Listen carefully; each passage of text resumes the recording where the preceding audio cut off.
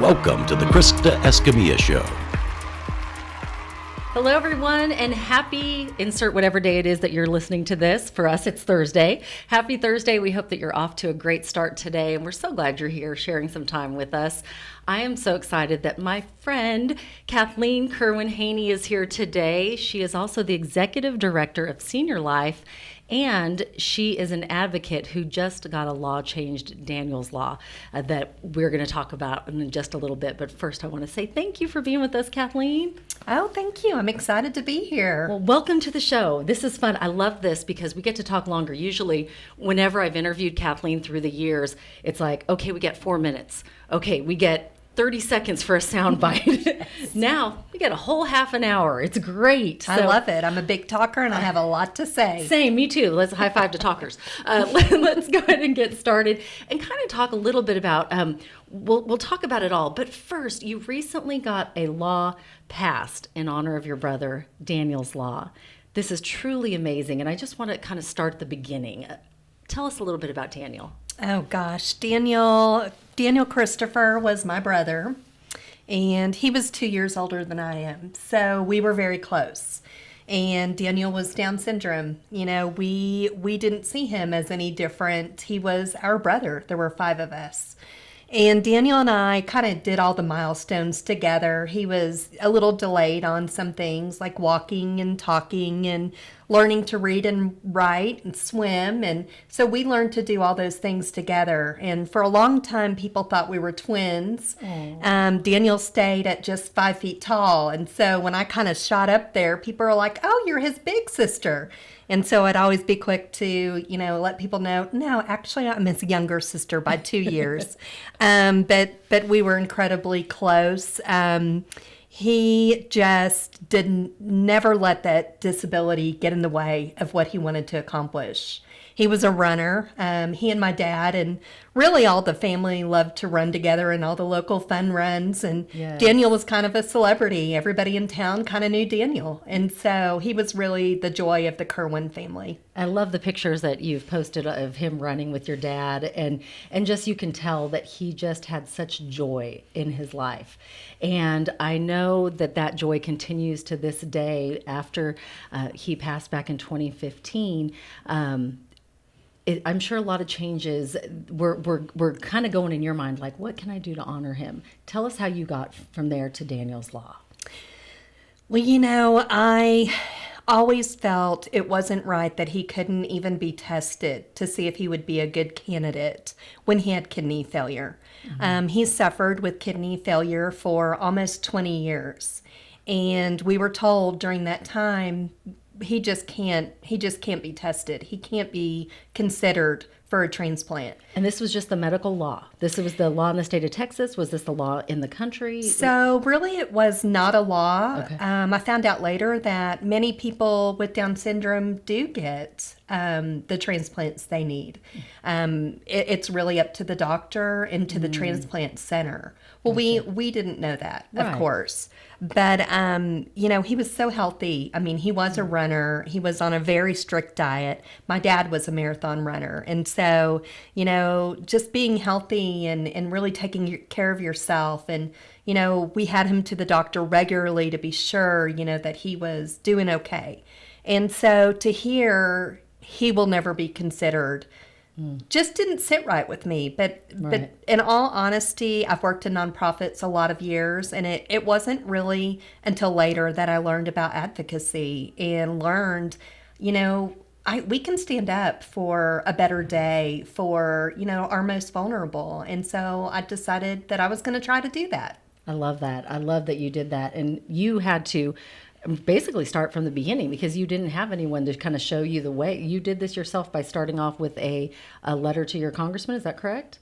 Yeah, so it was kind of crazy. I was on the Alzheimer's advocacy team and learned how to kind of stand up and speak out and speak with our leaders. And, I kind of thought, well, I'm just going to reach out and see, is this a thing? Right. And so I reached out to Brooks Landgraf, and he answered me back almost immediately and said, "You are on the right track." I started researching and realized this is a law across many states where it is discriminatory not to let people test to see if they're a good candidate. Louisiana had just passed the law recently when I started all this. And so got in touch with the attorney that has a Down syndrome daughter in Louisiana. And he really helped support me and encourage me along the way. So that's kind of how it got started. I love that. I love that because that's what it takes. It takes one person standing up and going, you know what, something needs to be changed here. Yes. And I'm surprised that it wasn't already here in the state of Texas. And yes. So then it took the next step. A lot of times we think we can't make a difference. We can't, a phone call doesn't make a difference or a letter doesn't make a difference. Right. But you kept on and you stayed persistent. How did it become a law? So, persistence is key. I mean, we had COVID during this whole time and, legislators had a lot to focus on and there were a lot of serious issues. And so, for a little bit, I wouldn't hear anything and I'd reach out an email or I'd call and they're like, we're still doing this, just be patient. And my thought was, time is the essence. There are people like my brother who have been told no, they can't have a transplant. And, they're losing their lives. And I can't let another Texan slip away when they could have a chance at life. And so, finally, about a year ago now, it was filed in November in the spring. Last year at this time, I was told, would you want to come and testify? And I said, I will talk to anybody and everybody that you guys let me talk to. I love that. And so I did get to testify in the Senate, in the committee, and there was not a dry eye in the House. Went on to the House as well, not a dry eye, not one person opposed. Every single person voted that, people with disabilities are important in Texas, and we do value them. And this sent a real important message, not only for organ donations, but we still have a lot of work to do, just to be fair and to give our special needs and most vulnerable every chance at a good quality of life, too. Absolutely. You just gave me chills when you said there wasn't a dry eye in the House. How did that day make you feel when you actually were there in front of them and it passed unanimously? It really empowered me, to be honest. Daniel was nonverbal, and I was kind of his voice for a long time. Growing up, we had our own language, and my mom had to kind of put it into that, like, Kathleen, you're getting ready to go to school. Like, you can't have your own language anymore. You have to talk too. And so I always kind of was his voice. And, way past the time that he slipped away from us, I still get to be his voice. And I find that to be an honor. And I find it just amazing that I can stand up for other people that need that voice too. Absolutely. And very admirable what you did, because a lot of people think it but don't take that next step. What would you say to somebody that sees something out there that needs to be changed, but they've thought, oh, no one's going to listen? What advice would you give to them? I think that you had already stated it pretty well, that one person can make a difference. One phone call, one letter, find whatever you are passionate about and don't let it fall. It took me a lot of years to put the pieces together to realize I need to try to work on this. There were a lot of important things on the table, but my brother and other special needs individuals are just as important as these other issues. And so, I would tell anybody, advocacy is a powerful tool. And you kind of, when you start the journey, you find a lot of people along the way that support you and that are there for you. And I didn't do this by myself. I kind of got the ball rolling. But I have the most amazing support system of friends, and I see one right now. Your best friend over there is sitting there with you. Tracy is always there with me. I love it. And it is important. It is hard. It's a long process. It's an emotional journey. It wasn't all fun and games. A lot of people will see, oh my gosh, you got a law passed. That's so awesome. And the journey to get there. It kind of brought the grief back of losing my brother and not being able to do anything to help him. And so having that support system is really crucial. You have to have people cheering for you on the days that are hard days, and you have to have people celebrating those victories with you, and picking you up and holding you close, and just reminding you that this is a good thing you're doing, like keep doing it. Not to give up. And yes, we're so thankful that you did and that you kept on, because I know it was emotional. I kind of followed along on Facebook with the journey, and it was emotional just following along with you, and just the excitement the day it was passed, and to see change was made, which I love. I just love that. Tell me, and we're going to show a picture, your favorite memory with Daniel. Oh gosh, I have so many favorite memories. I would say it's hard to say just one, but my dad's birthday was in August, and his birthday was a month before mine in September, and Daniel's October. So, Daniel loved everybody's birthday, didn't even have to be his birthday. Aww. But he knew when it was my dad's birthday time that then it was going to be mine, and then it was Daniel's. Yeah. And so we did a lot of celebrating. Life's short and very fragile, and just those celebrations, the singing and happy birthday and being together and just being able to experience that joy. Yes. So many great memories all together. And look at that smile. Let's just hold that up. That says it all. Yes. His smile just makes you want to smile. I love that. This picture is kind of my inspiration for life. Daniel, had special needs, but he still gave back to others. Yes. He volunteered in a nursing home for about 20 years. Oh, wow. And, his job was very important. He handed out the tea and water at lunch, but really his job was to share that hug, to share that smile. Every day to go back in, and people looked forward to having him there. And, many of them didn't have anybody else anymore. And that's kind of what I get to do through my job at Senior Life Midland, yes. Meals on Wheels. And, there's days that I'm tired or I don't feel well. And I think of Daniel, and, he had a terminal illness and had a disability, but his greatest joy was to go and serve the elderly of Midland, and now I get to do that. I love that. We're going to talk more about senior life coming up in just a few minutes, but I love what you said, because life is about giving back. If you're not helping others and you're not giving back, it just feels like, what is my purpose? And when you find that, and like you found your purpose, and Tracy has, it shows. It truly shows that y'all have found what God has meant for you to do. And I think that's a beautiful thing. So hats off to you, and congratulations on Daniel's Law.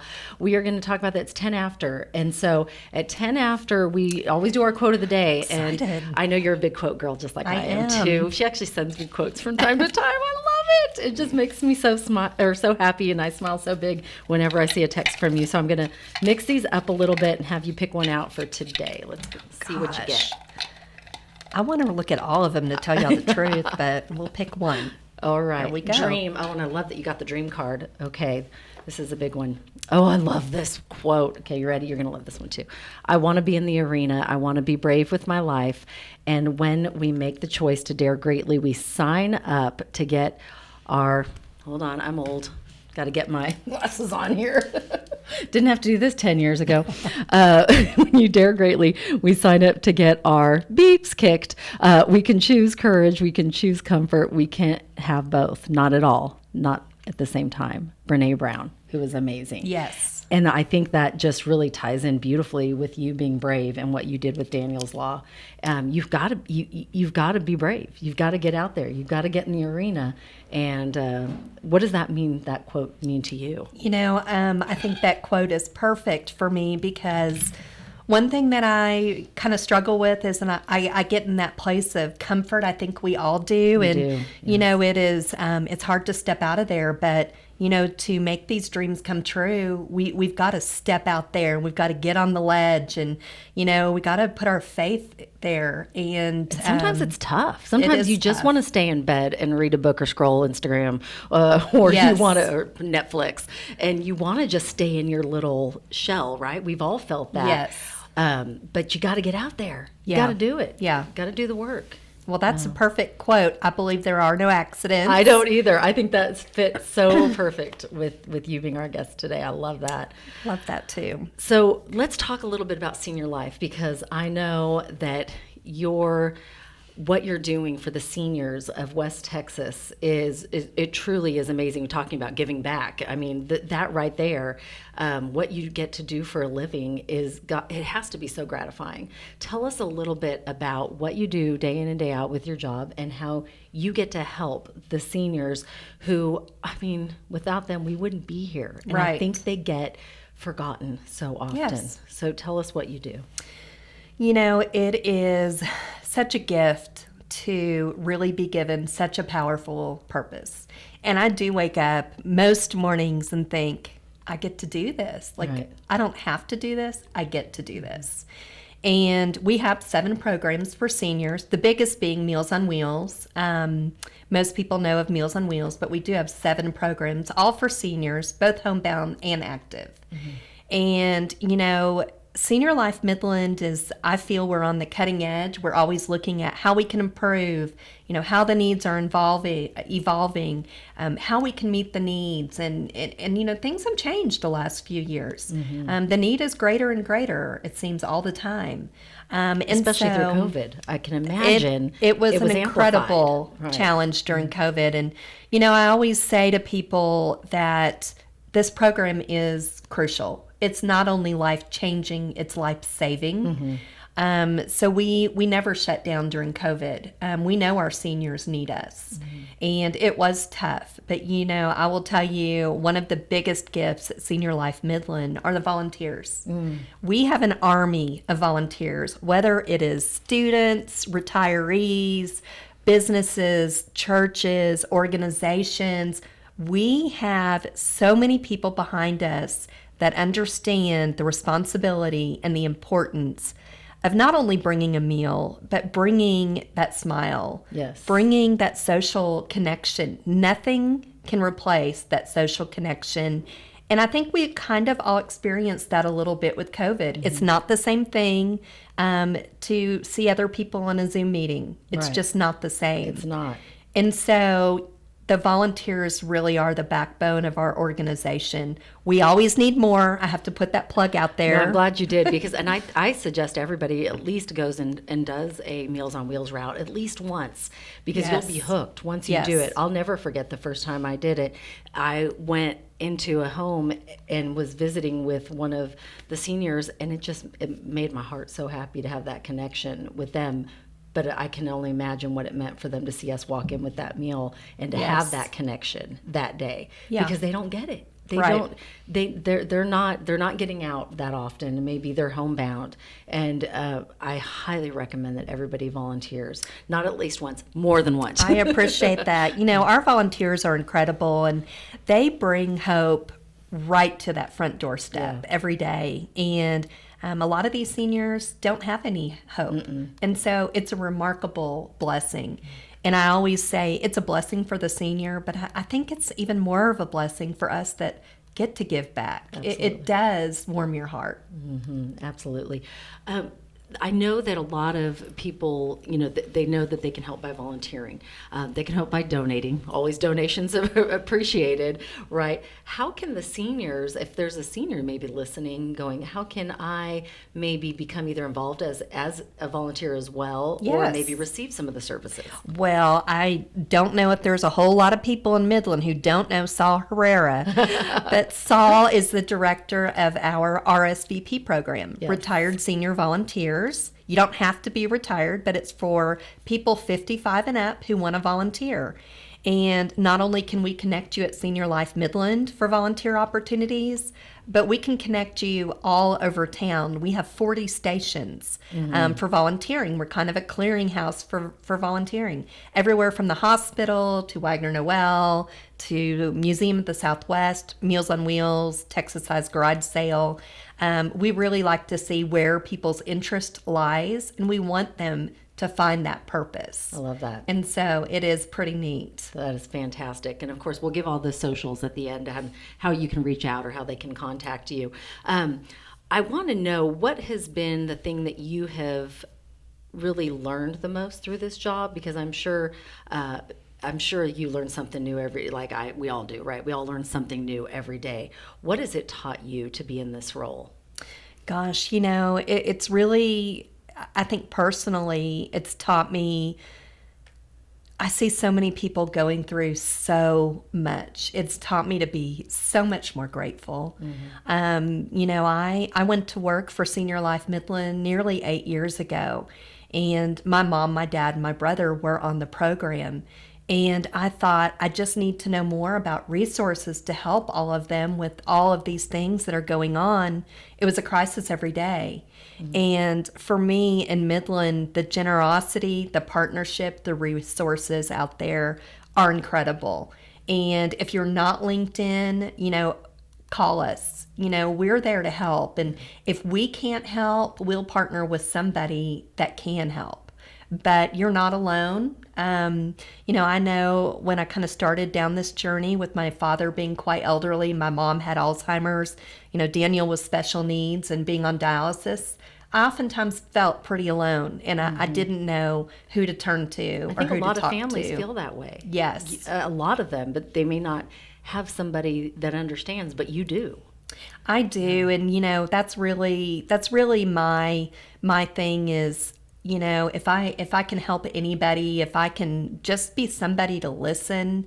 I've not gone through every single situation, but gosh, at this point, I've seen a lot through my career in nonprofits, and there is somebody out there to help, and let us help you get linked in with them. Right. But I think that's the most important thing. You're not alone, right? Even if it feels like it. Important to know. And there's a new building in the works. We're going to talk about that in just a second. But first, ding, ding, ding, it's time for question of the day. Okay, ready? All right, remember, think about this question yourself. I think it's important in life that we're always challenging ourselves and thinking about things. And so when we read this question, think about how you would answer as well. So, all right, go ahead and here we dig go. in. All right. What card did you get? I always like to see which card you get. Spirited. Oh, Spirited. I love it. I love it. Today's question of the day is, what daily habit do you do that has made a positive impact on your life? Wow, that's a great question. So we did go through a lot of years that were really challenging and hard when your loved ones have terminal medical situations. And, my mantra is every day, get up, look at positive quotes, yes, connect with friends that are encouraging, and, look for the blessings in that day. Walk out the front door and see the flowers blooming. Relish in your child texting you to say, I love you, Mom. Look for the blessings. And some days they're hard to find. Some days you have to really look for them because maybe it's been a really negative day.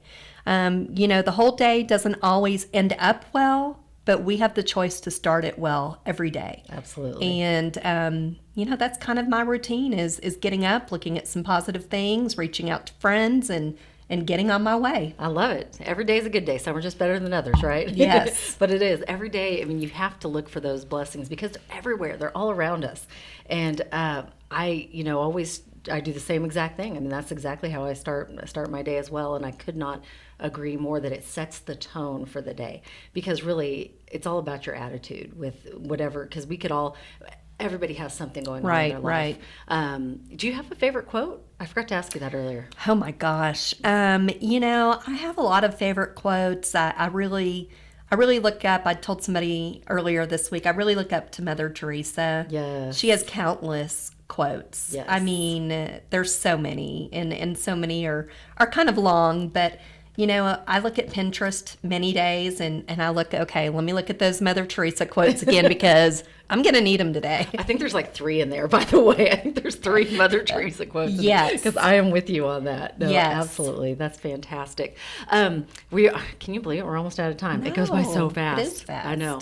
That's why I love podcasts. So we really could go longer if we want. But we're once again visiting today with Kathleen Kirwan-Haynie, and we've talked about everything from Daniel's Law to senior life. And senior life is actually undergoing something quite exciting right now, because anyone that has been to the building, and I've been here 23 years, it's been the same place for the past 23 years, I don't know how old the building is, but y'all were in need of this. This was desperately needed. Tell us about the new building. Oh my gosh, we are so excited. It is needed. We've got a lot of work that we do for the seniors of Midland under this roof. And it's an aging building. It's 1960s. Literally, the plumbing is challenging, the electricity, wiring, and space. We just don't have the space we needed when we're talking about feeding 500 elderly every single weekday. Right. And so, we just want to step in, I guess, to the newer age and be able to have phones and computers running every day so we can do our job more effectively. And we just want to continue to serve the seniors the best way we can. They deserve this. They deserve dignity, and they need all the resources that we can help them with. And so it's time. A new building is time, and we're super excited about it. Well, we're super excited for you. Earlier, we mentioned that people, if they want to reach out to you or donate, how can they reach you on socials or phone number so they can maybe help support? So seniorlifemidland.org. And then, of course, you can always call us, 689-6693. And I'm Kathleen. Most everybody calls and says, I don't know why I'm calling, but somebody said I needed to call you. I love it. What you do. You need to call Kathleen. Yes, because I will get you LinkedIn wherever we can. But we love to have new volunteers. It takes 40 volunteers to deliver every single weekday. And we also need kitchen help. And there's other programs that need volunteers. And yes, we do love donations as well. So we have a lot of events, and we love people to take part. Fantastic. Speaking of donations, at the end of each show on the Krista Escamilla Show, we do what we like to call Share the Love. We've had so many people in our lives help us, and we want to pay it forward. And so we have this Share the Love where we donate at the end of the program to a nonprofit. Do you have a nonprofit you'd like us to make your donation to? Well, I'm going to have to say Senior Life Midland. I had a feeling, but I just wanted to ask. Every $8 Yes. feeds a senior in Midland, but not only feeds them, but brings them a friendly visit and really a crucial safety check. And Senior Life Midland, it does enable me to speak for the most vulnerable, not only the elderly, but also the disabled too. And so I am incredibly honored to be working at Senior Life Midland and grateful for the opportunities they've given me. Fantastic. Well, we are happy to make that donation to Senior Life. Oh, and thank you for you. all you do. Thank you for sharing your story. I think we all learn from each other's stories, and we can inspire each other and motivate each other. And I feel like you really have done that today. So thank you for sharing. Thank you for inviting me. We conclude today's show with a thank you to our sponsors, because without sponsors, we don't have a show. So thank you to West Texas Premix Pits and to Rig ID Workwear and to Midland Cap and Cup. If you're interested in sponsoring our show, give us a call. You can reach out to me at all of our socials at Krista Escamilla on LinkedIn, Facebook. Am I missing one? Instagram or Rig ID. Am I missing any? I think that's it. So just reach out to us. We would love to help other people know about your business, your program, your nonprofit.